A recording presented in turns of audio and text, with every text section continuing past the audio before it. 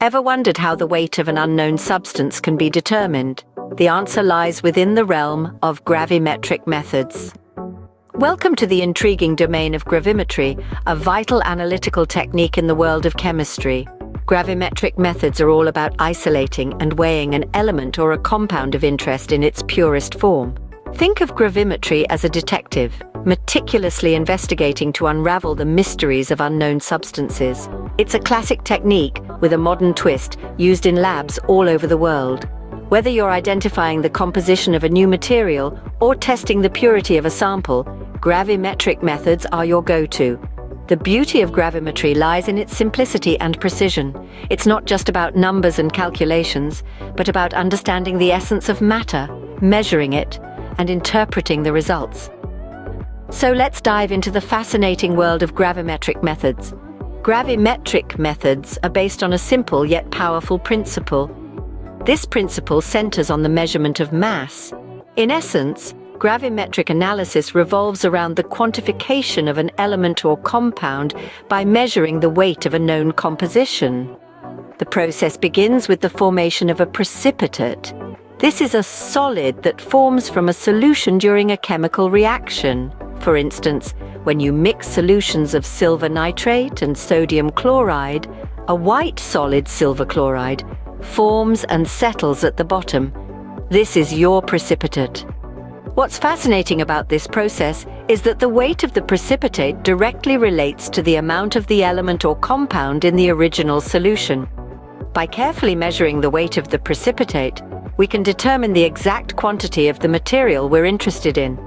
In the context of chemical analysis, these principles become incredibly important. Imagine you're a chemist trying to determine the concentration of chloride ions in a water sample. You could add a solution of silver nitrate, form a precipitate of silver chloride, and then weigh it. The weight of your precipitate tells you the amount of chloride in your sample. It's a simple, direct, and powerful way to analyze a chemical sample. Now, it's important to note that accuracy in gravimetric analysis heavily relies on the complete precipitation of the analyte, without any loss during filtration or washing, and no co-precipitation of unwanted substances. That's where skill and precision come in. Precipitation must be carried out under controlled conditions to ensure that every last bit of the analyte precipitates out. But don't let the need for precision deter you. Gravimetric analysis may require careful handling, but its principles are straightforward, and its results, when done correctly, are highly accurate. Thus, the principles of gravimetric methods play a crucial role in the realm of analytical chemistry. These methods provide a direct, quantitative measurement that can be used to determine the amount of a specific element or compound in a sample, offering invaluable information to chemists all over the world. The formation of precipitates is a key aspect of gravimetric methods. Let's dive in. When we speak of precipitates, we're referring to the solid that forms in a solution as a result of a chemical reaction. Imagine two solutes swimming around in their liquid world. Suddenly they collide and react, forming a new compound. If this new compound is insoluble, it will gradually fall out of solution or precipitate. This is the start of the precipitation reaction. Now let's talk about the conditions required for this to happen. There are three main factors to consider. Firstly, the reaction must produce an insoluble compound. Secondly, the solution should be supersaturated, meaning it contains more dissolved solute than it can normally hold at that temperature. Lastly, the reaction should be slow enough to allow the precipitate to form large, easily filterable particles. Now, onto the properties of precipitates. The size, shape, and purity of the precipitate particles can greatly influence the results of gravimetric analysis. For example, larger particles often settle faster and are easier to filter and wash, reducing the chance of contamination. Meanwhile, the shape of the particles can affect how tightly they pack together, influencing the ease of filtration. The purity of the precipitate is also crucial. If the precipitate is contaminated with other substances, it can lead to inaccurate results. Therefore, it's essential to carry out precipitation under carefully controlled conditions to ensure the formation of pure precipitate. In addition, The precipitate's solubility is an important factor. The less soluble a precipitate is, the less likely it is to dissolve back into the solution, leading to more accurate results. So, as you can see, precipitates are not just an afterthought in a reaction. They play a major role in the gravimetric analysis, influencing the accuracy and reliability of the results. Understanding the formation and properties of precipitates is fundamental to mastering gravimetric methods. Let's now turn our attention to the unit operations in gravimetry. Gravimetry is like preparing a perfect dish where each ingredient plays its role. Here, our ingredients are the unit operations involved in the process, namely precipitation, filtration, drying, and weighing. Let's break it down. First up, we have precipitation. This is where our substance of interest is transformed into a solid state, typically by reacting with a suitable reagent. This new solid, known as the precipitate, is easier to handle and manipulate, and is crucial for the next steps in the process. Just like the base of our dish, it sets the foundation for everything else that follows. Next in line is filtration. This is the stage where our newly formed precipitate is separated from the solution. Think of it like straining your pasta, but instead of delicious spaghetti, we're left with a solid precipitate. This is done using a filter which allows the liquid to pass through, leaving behind our solid precipitate.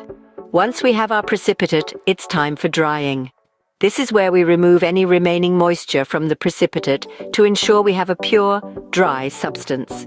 It's like the baking part of our recipe, where we want to make sure our dish is cooked thoroughly and evenly. The final step is weighing.